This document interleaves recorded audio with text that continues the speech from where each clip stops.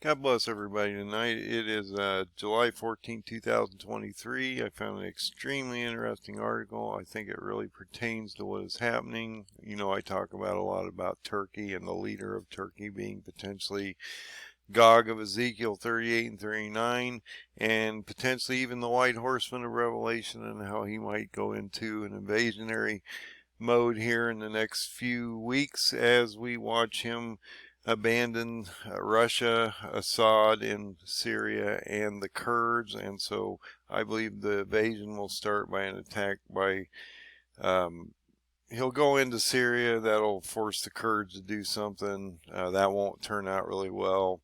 I believe they'll fall to the east towards Erbil, and then he'll go down and actually help Israel with Hezbollah and Hamas. You'll see him go down basically into Lebanon, West Bank.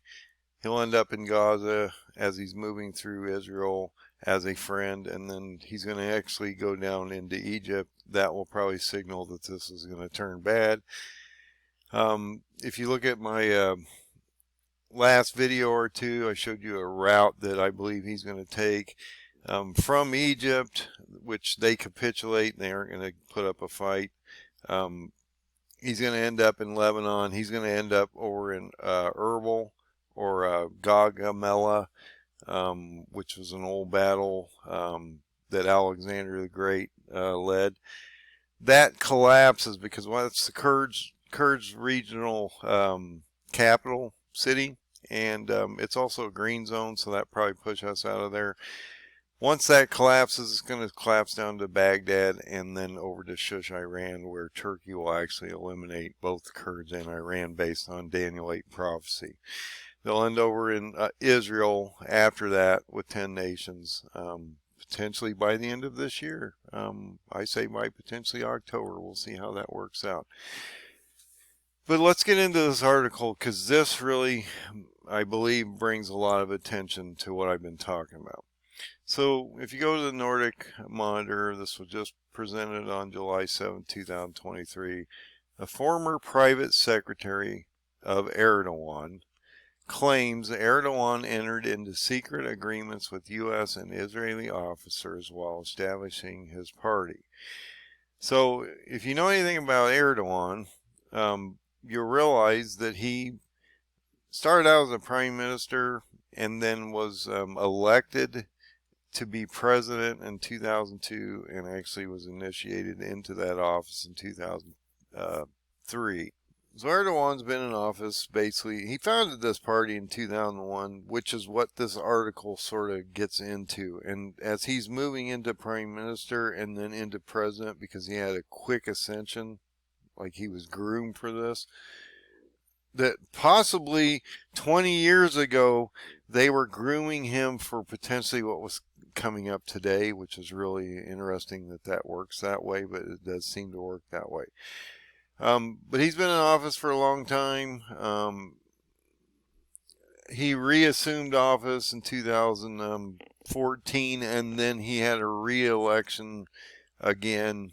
He's had multiple elections, but we had a new election on May 14th of 2023, and then he gained a new 5-year term. And so this hasn't been updated yet, but he's been here a long time. So I think that's really important as we go into this article. So let's check this article out. Now, I can't collaborate any of this information. I just present it. You have to go out and do your own research. But it falls in line with what I've been talking about, and how I believe he's been talking for 10, 12, 15 years about bringing back the Ottoman Empire and this caliphate against the Jews and the Christians, and how that's going to affect us as we move forward. So, Erdogan addresses a speech during his campaign rally in this Sultangazi district, and I'm probably destroying names here, so just work with me, of Istanbul on May 12th of 2023. Turkish President Erdogan prepared to meet with hardcore supporters on May 12th of 2023 to showcase enduring strength in the face of his toughest election challenge of his 2-decade rule, because he's been there 20 years. So in the speech in Parliament on Wednesday, the former private secretary and advisor to Erdogan alleged that secret negotiations took place between Erdogan and American officials as well as Israeli agents, interesting term, before the establishment of his political party in 2002. So this is going back to Bush's era here, okay? And it looks like in this article that he's been groomed and placed into this position he is in now. And I believe God's placed him in that position for a reason, and we talked about how he might be the white horseman of Revelation and how that's going to affect us as we move forward. Wow, he looks young in that picture. Claiming that Erdogan rises in politics was a result of a secret agreement or secret agreements. This Çömez, a member of the opposition party, I don't know what that is, I don't know how to say that, so or good party, responded to allegations from a ruling Justice and Development Party AKP lawmaker that U.S. President Joe Biden supported in opposition bloc in general election held in May. So, you know, this is affecting us now. It's been going on for 20 years. It's now being exposed. Like a lot of these whistleblowers are coming out. They're actually exposing these people because things just aren't looking very good out here. And I think they know that they need to expose these people. Çömez, who served as Erdogan's private secretary during the process of establishing the AKP between 2000 and 2002 and later becoming a lawmaker, stated he knew all about all of Erdogan's visit to the U.S. during the period of time and had detailed knowledge of whom had been contacted and the nature of these contacts. During that period, I am very well aware of the negotiations that took place with the Prince of Darkness. It's interesting how he's stating this stuff. It's like this is a bad thing that they groomed this guy. They know something's coming up. They're talking about Erdogan as the Prince of Darkness and how this Richard Pearl and what his was achieved in return. So this Çömez is talking about Erdogan in a fairly dark light here and how he's going to potentially be groomed into this position. And now later, 20 years later, we see that he might actually be a potential problem as we move forward. And now that he's, like I say, now he's abandoned through the Sweden thing, he's abandoned Russia, Syria, and the Kurds because now they're making that footprint of NATO larger, and Putin's got, this is going to affect grain and transportation of fuels and all kinds of different things over there. There's been different agreements that are going to be affected. And so Putin's basically being squeezed out of the Middle East at this point. And I believe that since he's entrenched in Ukraine, there's not much he can do about that. So it's just interesting. They give you this letter. I can't read it. You can break it down. It is a little bit interesting that there is a indication of Biden here. Okay, so he is named here. And Biden's been in office for, 48 years. I don't know, however long he's been in, 50, 5 decades. Crazy, man. Let's continue. Pearl was a prominent neoconservative official who held an influential position, my dyslexia. I'm tired tonight, so I'm sure that's not helping.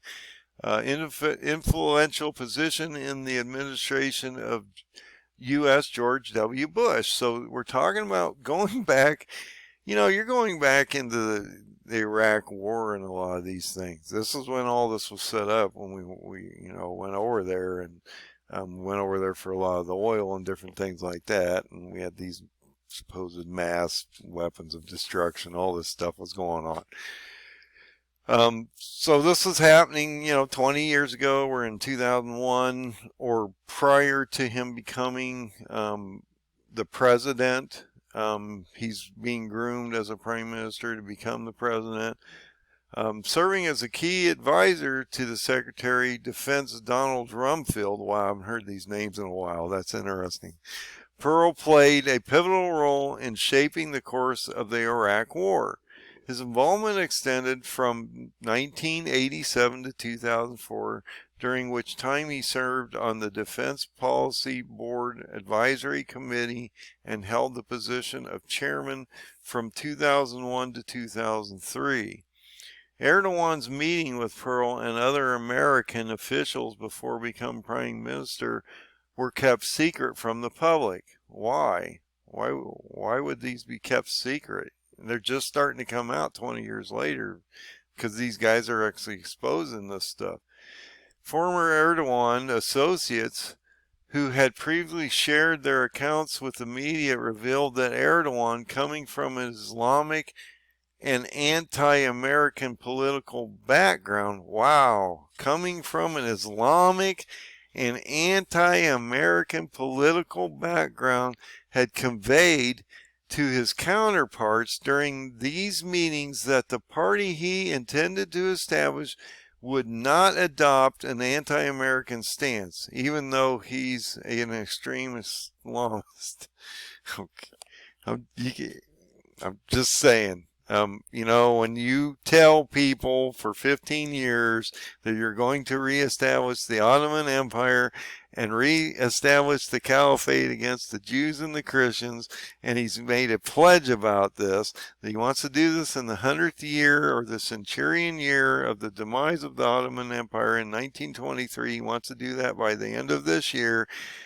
This doesn't make any sense, and they should know that. Okay, I'm just saying, come on, man. Listen to the guy, and you've got to know that he has an agenda. He's ideologically driven. I've been talking about this for a long time. And I'm just, I'm not against Erdogan as a person in general. I don't know this man from anything. I don't know anything about him. I've never met this man. But he is biblically potentially a pawn in God's game here on how we're moving forward, and so we need to keep an eye on him. And it's the leader from Turkey. Even if it's not Erdogan, it would be the leader from Turkey, but Erdogan seems to be that because now he's in a 5-year term from 2001 to 2026, which is interesting because when you get to 2027 we talk about that potential rapture event and the Feast of Trumpets, at least on my calendar. Pearl recounted his meeting with Erdogan in mid-2002. So he's now probably been elected, okay? He got elected and then he got put into position in 2003 during a conference organized by the American Enterprise Institute, or AEI, in early 2004. So he would be president at that time. He described Erdogan, who was then present in the room as prime minister, to the guests. Pearl mentioned that his friend Erdogan then advised Sapzu, who called him and asked if he would be interested in meeting the person who might become prime minister. And then it says Pearl gladly accepted the invitation in 2002. So, he's talking about the meeting was in 2004. He's already president. So this was prior. Like I say, he was brought in as prime minister in the middle of 2002 and then became the president in 2003. And that plays right into that paradigm of how long he's been in office with the king of Nebuchadnezzar as it works out in the Bible. And I've showed you that on the paradigm. Pearl said the meeting lasted for about 2.5 hours. He shares his impression of the discussion, stating that he left the meeting convinced that Erdogan was a fortunate individual. You know, it's almost like they're, I don't want to get political here, but it's almost like a grooming of Obama into president, because they did that for a long time to get him to where he is, and this is a similar thing. You got to realize that these people do things over long time periods because they're ideologically driven, and it's not driven by a clock or time. It's driven by the ideology of the whatever it is they're trying to accomplish. Just like Erdogan's getting ready to build this Ottoman Empire, and they've been waiting for 100 years, but he's going to do it. He's going to do it as we move forward. So this Erdogan's a fortunate individual who would lead a nation where the people looked up to him. Now, I want to stop here real quick for a second, right after I read this, because this is really going to get interesting. Pearl described him as someone who believed in the Turkish state, okay, Ottoman Empire, Turkish state, faith in Turkish democracy, and would lead the country in a new direction. He expressed the belief that Turkey had long needed new and youthful leadership. So Erdogan visits to the U.S. before he took office in 2003. So they can document a lot of these visits and stuff. And like I say, I'm just taking the word here of this guy based on the article. I cannot verify any of this information. I'm just presenting it to you as he's presented it to us, or me. So in 2003, are frequently used in, okay, so this is sort of interesting. Look at that. We're talking about a conspiracy theory that's been built off of this meeting of Erdogan in 2003 as he's becoming a prime minister, moving into presidency, as he's being groomed into office, and 20 years later we are where we are. See how this works? Just saying.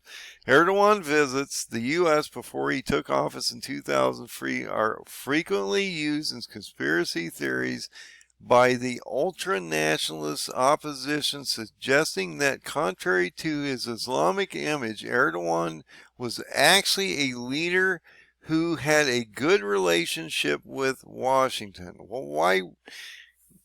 Erdogan wants weapons and stuff. And I'm going to show you something really interesting in this video that you should be aware of.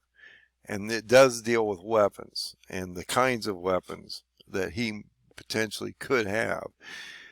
Furthermore, they present a 2002 White House meeting as evidence to support the allegations when Erdogan was received by President Bush, even though he did not hold an official state position due to court ban on him from running for office. According to the ultra-nationalists, Erdogan, during his visit to the United States, agreed to cooperate with the U.S. this is extremely important. He agrees to cooperate with the U.S. in Iraq war and allow the U.S. military bases for operation in Iraq by American troops. And you're talking about Saddam Hussein at this point, okay? And when you go into those three beasts that Daniel talks about, he talks about Iraq, Iran, and then Turkey, because these are the nations in the order that they will fall as we move forward. Iraq will fall first. That's Saddam. You have the leader of Iran now. He will fall next. And then we will move into Turkey. But they will attack Israel first, and then they will be destroyed on the sixth seal through Ezekiel 38 and 39. So, however, on February 25th of 2003, a motion was presented to the Turkish parliament that granted authorization to the government for the deployment of Turkish armed forces to foreign countries and to present a foreign military forces in Turkey. So, you know, they're part of NATO. Right now there's like, 31 countries in NATO right now, since they're moving Finland and potentially Sweden in there. So they're adding constantly, and potentially Ukraine even. But Erdogan's not going to easily get in the EU, because there's a lot of people that do believe he's an extremist, and they're not going to allow that probably extension. But he's going to use that as a chip to gain favor or weapons or whatever he needs before this invasion that he's coming up. The motion sought permission from Parliament for a period of 6 months, allowing the presence of 62,000 foreign military personnel, 255 aircraft, and 65 helicopters in Turkey. Despite the request of then Prime Minister Erdogan, the motion, which would have enabled the use of Turkey as a base for U.S.-led Iraqi invasion, was rejected by Parliament. So, see, we're not always getting along here, and Erdogan doesn't always, or we don't always get our way here, and so we need to watch how this moves forward. So, it was rejected in Parliament. Çömez resigned from the AKP and decided not to run for re-election in 2007. He moved to the United Kingdom in 2008, and in 2012, along with ultra-nationalist officers and civilians, he was involved in the Erdogan trial, I believe is how that's said. A case that aimed to dismantle the alleged deep state organization called Erdogan. I'm not familiar with this term, but I like looking up things, so let's see what it says. Was given a name of an alleged clandestine secular ultra-nationalist organization in Turkey with the possible ties to members of the country's military and security forces. Wow, that's really interesting. And the would-be group, named the Ergenekon, is a mythical place located in the inaccessible valleys of the Altay Mountains, was accused of terrorism in Turkey. So that's just some little bit throwdown. You guys can look up this. That actually shows you a map of where that is. It's just interesting, little bit of information there. But so this organization, which was accused of plotting to overthrow the Erdogan government. Okay, so that's why they're terrorists, because Erdogan's in power and they're trying to overthrow him and have a coup. However, after Erdogan reaches an agreement with the officers who had tried, or who were tried in the Ergenekon case to pursue bureaucrats and official. Oh wow, I'm killing the dyslexia thing. Sorry about that. The case to purge bureaucrats and officers affiliated with the Golan movement, a group critical of the government. Çömez's legal cases were dropped and they returned to Turkey in 2020. It's a 20-year process, folks. Çömez was elected to Parliament in the May of 2023. Of course, he just got elected in, so did Erdogan. In May 14th of 2023, as a medical doctor by profession, Çömez had previously made striking statements about Erdogan's health, revealing that Erdogan had secretly traveled to the U.S. for cancer surgery and that he accompanied him during the procedure. Now, another thing that I wanted to bring up, that's the end of this article, but I wanted to give you that information. But now I want to show you something that I think is extremely interesting.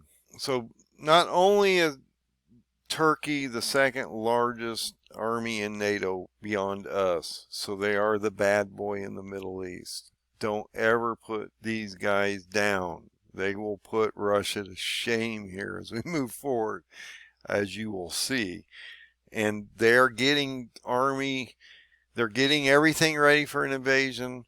They just bartered these 20 kits to repair their F-16s, and they are one of 5 members in the North Atlantic Treaty Organization, or NATO, to host U.S. nuclear weapons. Okay? They possibly have nuclear weapons. Now, it's been said that they've given them up, but that's not what this is indicating. It indicates that they approximately have 21 B-61 nuclear bombs which are deployed at this air base. And that air base is located in Turkey right here. And I've talked about this area here as a real problem where I believe the invasion will occur. Well, they aren't going to allow anyone to get nuclear weapons. And so if Erdogan started an invasion here and then they did a pushback, or the Kurds did a pushback to maybe try to cut this off, we're pretty close to that. Makes you a little concerned about how that could play out. So I'm just saying, there is a nuclear capacity here. Something that nobody talks about when you talk about Turkey. But they do have this capacity. They are one of the 5 members of NATO that actually do have nuclear weapons. They're ours. They're the U.S.'s. They potentially have 20 of these B-61 nuclear bombs, and they're employed in a place where potentially they could impact the Middle East. I've never thought it was a nuclear event because I believe God will not radiate any portion of the areas that he wants his prophecy to play out in, because we're trampling Jerusalem and the Temple Mount and all these different things. I don't really necessarily think he wants Israel radiated so people can't go there. I don't think he wants necessarily Turkey radiated, because that potentially is where the seed of the beast, well, it is where the seed of the beast, or Satan, is, and potentially where Pergamus, Turkey, potentially could be Mystery Babylon, as I've talked about. So he doesn't want these things destroyed in a nuclear event. I know a lot of people talk about Isaiah 21 and how that could be, or I think it's Isaiah 17 maybe, where it potentially could be a nuclear event. But I believe if you look at that, it might be that 6th seal event where he's dropping stars on them, and disease and plagues are taking them over, and God is actually destroying these armies, which is an irradiated event. But that's my speculation on that. We'll see how that turns out as we move forward, if we're still here. I just thought this was really interesting. I thought it's extremely important. I think this article is very telling that this has been a process in play for over 20 years. I'm still trying to wrap my head around that this could be a 20-year process that has actually started to take place back in 2002 and has moved all the way to 2023. And this man right now is getting ready to do a massive invasion that's going to change the Middle East, change fuel prices, change force things to get hyperinflated, and potentially a stagflation coming up is going to really hurt people. And so if you haven't started to get ready, you need to. But yeah, go ahead and read this article. Please share the video if you think it's pertinent to what's going on. Like the video. I need to get this message out to people. It's not about the liking and all that. It actually helps the the message go out, and so more people see it, and so hopefully we can produce this so people can actually be informed, and they then can go out and do what's necessary to protect their families as they see these things move forward. You have a roadmap, you can see it coming, that allows you to prepare easier, and it also cuts the anxiety down so that you're not so scared as this moves forward. God bless.